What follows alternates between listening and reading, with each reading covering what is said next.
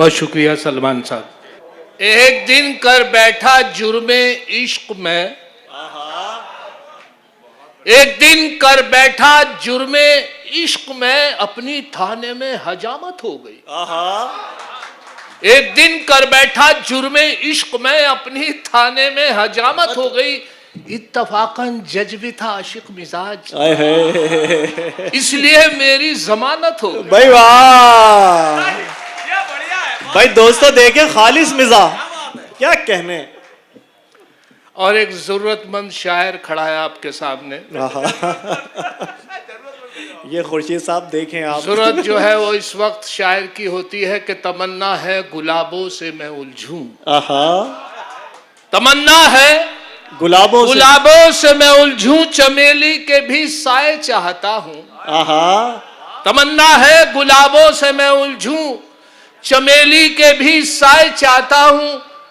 और मोहब्बत प्यार की दो चार गजलें, फिर उसके बाद चाय चाहता। भाई क्या बात है, क्या कहने सज्जाद साहब, कमाल। भाई वाह वाह वाह वाह वाह वाह वाह। ये शिकवा कर दिया, चाय नहीं आई है जब से। बहरहाल सलमान माशाल्लाह, सलमान साहब बहुत अच्छी निजामत कर रहे हैं। बहुत शुक्रिया। बड़ी खुशी की बात हुई कि आज एक और इजाफा हुआ है। मैं जहाँ तक जानता हूँ कि एक ऐसा नाजिम खूबसूरत भी है, शायर भी बहुत अच्छा है और निजामत बहुत अच्छी जानता है। ऐसे ज़रूरत है इस वक्त, वरना हालात बहुत ख़राब है मुशायरे के। दुआएं आपकी। हर इंसान एक दूसरे को लेके चल रहा है, अपनी बात अपने फ़न को।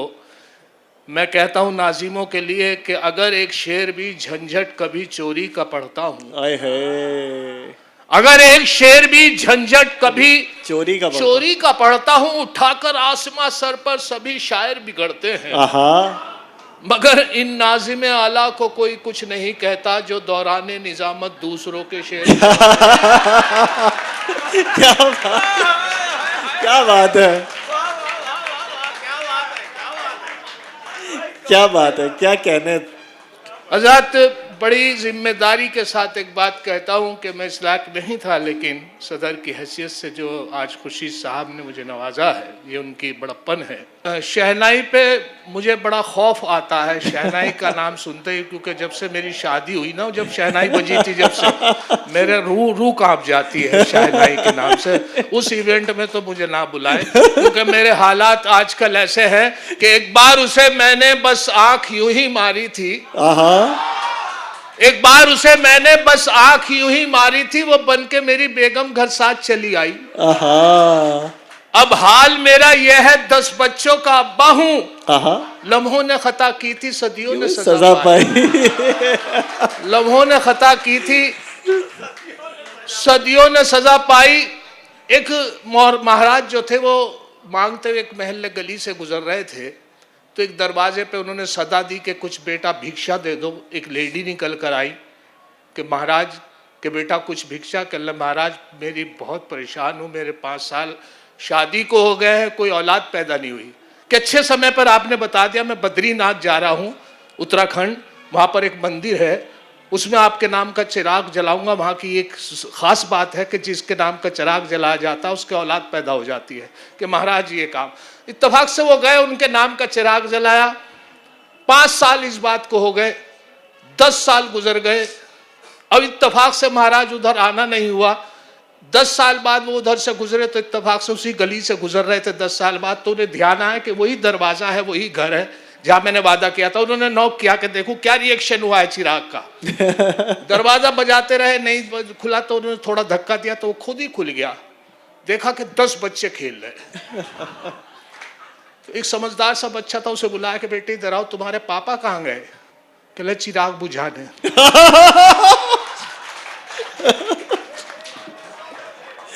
क्या कहने सज्जाद साहब। अच्छा, आपने एक बहुत पुरानी कहावत सुनी होगी, 100 सुनार की 1 लोहार की। अब ये मैंने 4 मिसरों में वो मिसरा लिया है जिसे तजमीन कहते हैं। वो मिसरा 100 सुनार की, 1 लोहार की, और 3 मिसरे उसमें मैंने अपने लगाए हैं। कि औलाद 101 थी जो एक लोहार की, औलाद 101 थी। 101 थी जो एक लुहार की बीवी से बोले ये मेरी दौलत है प्यार की। बीवी से बोले ये मेरी दौलत है प्यार की। बीवी का था जवाब अजी रहने दो मियां, इनमें है 100 सुनार की बस एक लुहार की।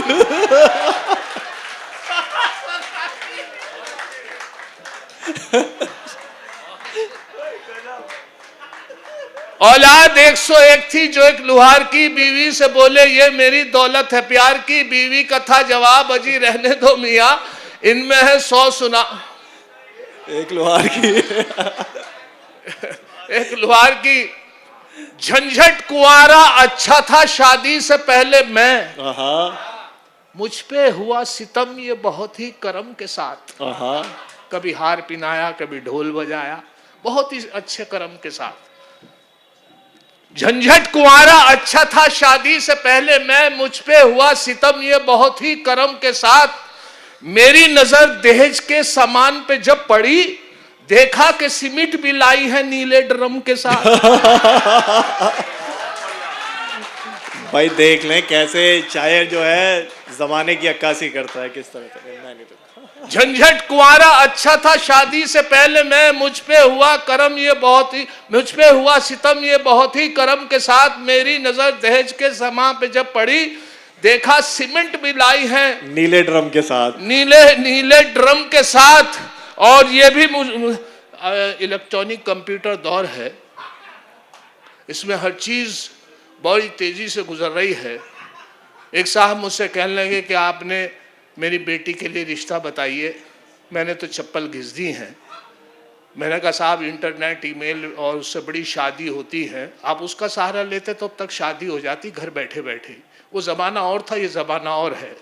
तो मैंने उन्हें सिस्टम दिया। हमारे डॉक्टर साहिबा ने भी अभी एक शेर पढ़ा था, उसमें भी कुछ इसी तरीके का हवाला था इलेक्ट्रॉनिक के हवाले से, तो वो मैं 4 मिसरे पेश कर रहा हूँ कि आशिकों को मस्ती गुफ्तार में नहलाएगा मोबाइल। आशिकों को मस्ती गुफ्तार में नहलाएगा, क्या खबर थी इश्क कितना मॉडर्न हो जाएगा। और रिश्ताए दुख्तर में, बेटी में रिश्ताए दुख्तर में अब कोई परेशानी नहीं, उसको मोबाइल दिला दो रिश्ता खुद आ जाएगा। क्या बात है, क्या कहने। आशिकों को मस्ती गुफ्तार में नहलाएगा, क्या खबर थी इश्क कितना मॉडर्न हो जाएगा।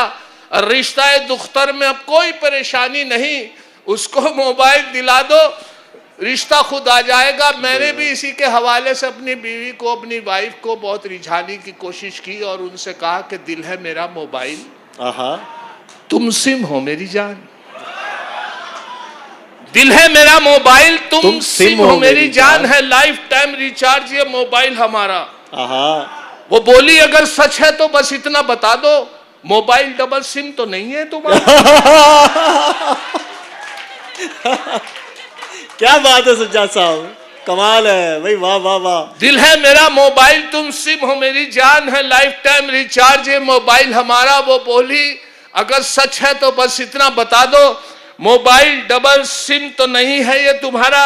और ये भी देखें कि साहब मैं जब हाजिर हुआ तो दिल्ली से मेरी ट्रेन थी, और दिल्ली से मैं उत्तराखंड रुड़की जो जहाँ की IIT मशहूर है वहाँ से हाजिर हुआ हूँ, जहाँ कलियर शरीफ की एक दरगाह भी है बहुत मशहूर, वहाँ से मैं हाजिर हुआ हूँ। दिल्ली आया, दिल्ली में जब पहुँचा तो एक मेरे दोस्त है, शायर हैं, उनका अपेंडिक्स का ऑपरेशन होना था, पता चला तो टाइम था, मैंने कहा चलो मिजाज पुरसी कर ली जाए, तबीयत पूछ ली जाए। तो अब मैं पहुंचा तो उनको बर्थ पे लेटाया गया था और दर्द हो रहा था बेताशा। रंगीन मिजाज आदमी थे, क्या कहना है, बहुत रंगीन थे, इतने रंगीन थे कि साहब उनके बस पहले तो दर्द की वजह से उनके हाथ निकल रही थी, हाय हाय हाय। और उनकी रंगीन मिजाजी देखें कि जैसे एक खूबसूरत नर्स उनके पास से निकली तो उनकी टोन बदल गई, कहने लगा आए हाय।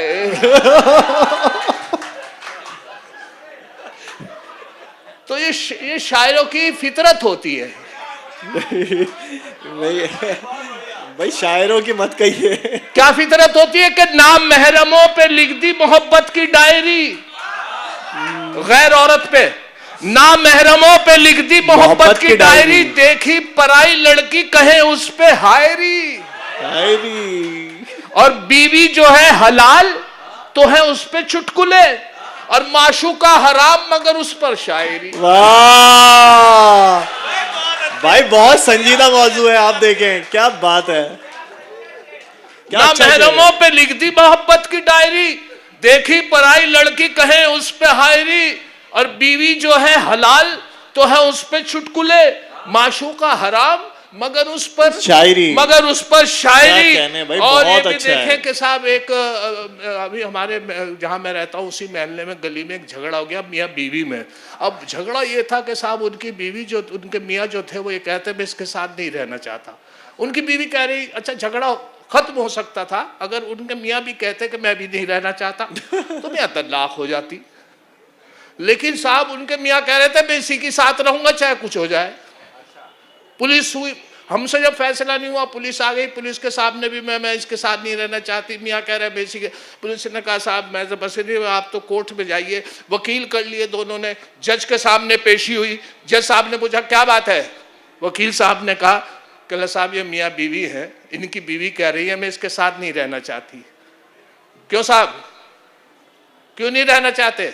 उनके हस्बैंड कह रहे हैं मैं इसके साथ नहीं रहना चाहता। बीवी क्या कह रही है कि मैं इसके साथ रहूंगी। वो बोले कि साहब क्या मामला है? कि बस मैं खुश नहीं हूं इसके साथ। तो उनकी बीवी बोली पता नहीं इसी के नखरे पर ना पूरा मोहल्ला खुश है।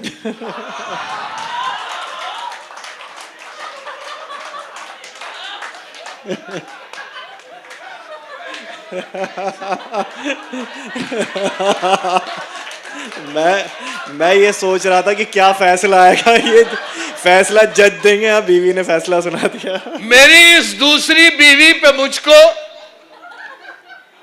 मेरी इस दूसरी बीवी, अच्छा दूसरी बीवी जो है बिल्कुल वैसी होती है जैसे चाय में बिस्किट गिर जाए और आदमी दूसरे बिस्किट से निकालने लगे।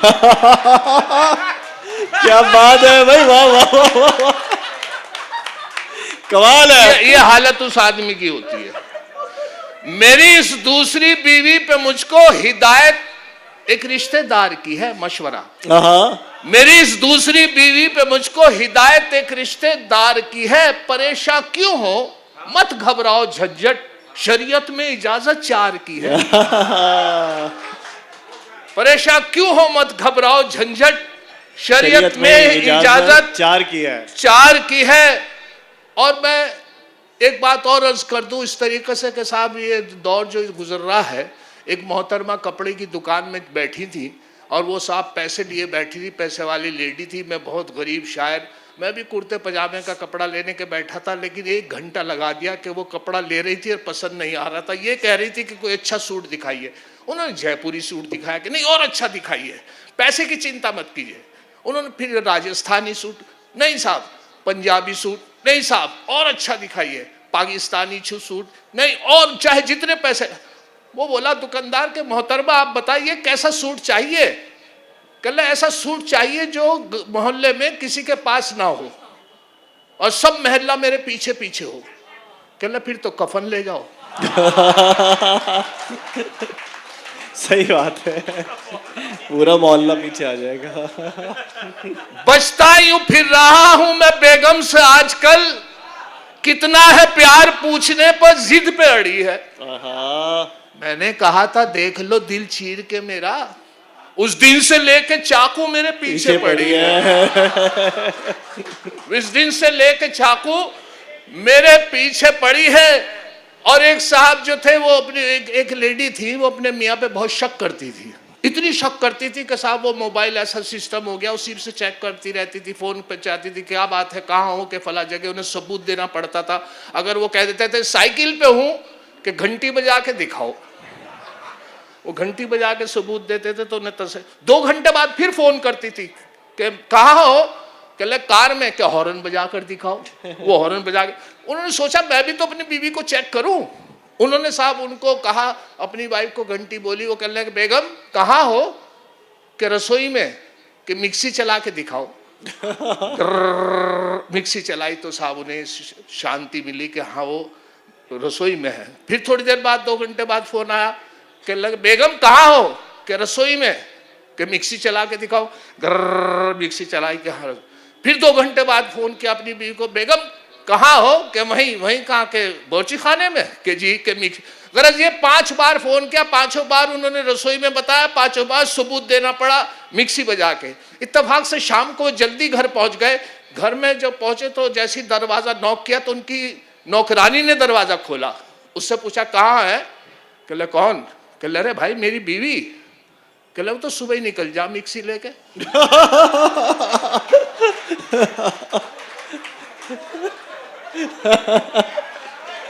सज्जाद भाई बहुत अच्छा है भाई, जोरदार तालियां बजा दीजिए सज्जाद भाई के लिए, क्या कमाल। पहले तो बेमरवत इतनी नहीं थी वो, पहले तो बेमरवत इतनी नहीं थी वो, 2 दिन में क्यों ये प्यार का नक्शा बदल गया। और झंझट वो तुमको छोड़ है बाहों में गैर की, ऐसा लगे हकीम का नुस्खा बदल गया। ऐसा लगे हकीम का नुस्खा बदल गया।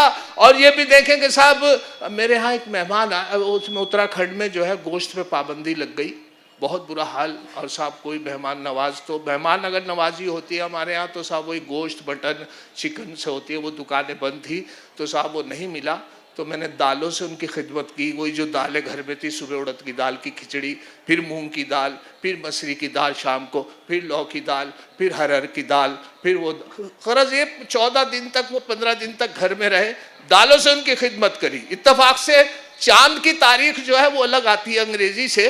तो मैंने पूछा पापा से कि साहब आज चांद की क्या तारीख है? वो बुजुर्ग थे, इत्तेफाक से नहीं मालूम था उन्हें। बड़े भाई कहने लगे आज 9 है, मैं 8, पापा बता रहे 6। हमने यार पता नहीं चल रहा। तो हमने मेहमान से मुखातिब हुए, मैंने हजरत आप बताइए आज चांद की क्या तारीख है? वो बोले कि चांद का तो पता नहीं तारीख का, लेकिन हाँ दाल की 14 है। क्या बात है। फिर जब उन्होंने एहसास दिलाया तो साहब उनके लिए मेरी बेगम ने कहा अंडा करी बनाइए इनके लिए। अंडे तो आराम से मिल जाते हैं। अब अंडा करी जो उनके सामने मैंने पेश की, जी दाल खा रहे थे 14 दिन से, तो अंडे को देखकर और करी को देखकर उनके साहब वो अंडा करी जो उनके सामने पेश किया, तो डॉक्टर ने मना कर रखा था, या एसिडिटी बनती थी, वो उनके चेहरे के तासुरात देख के मुझे बड़ा बुरा लगा। तो मैंने साहब वो वहां से शेर हुआ है, आखिर में 4 मिसरे सुन लीजिए कि अंडा करी को देखकर मेहमान ने ये कहा, माँ बाप से भी इनकी करा देते मुलाकात। अंडा करी को देखकर मेहमान ने ये कहा, माँ बाप से भी इनकी करा देते मुलाकात। झंझट ये बोले इनके तो माँ बाप नहीं है, फिलहाल इन यतीम के ही सर पे रख दो हाथ। क्या बात है भाई, जोरदार तालियां बजा दीजिए सज्जाद झंझट साहब के लिए।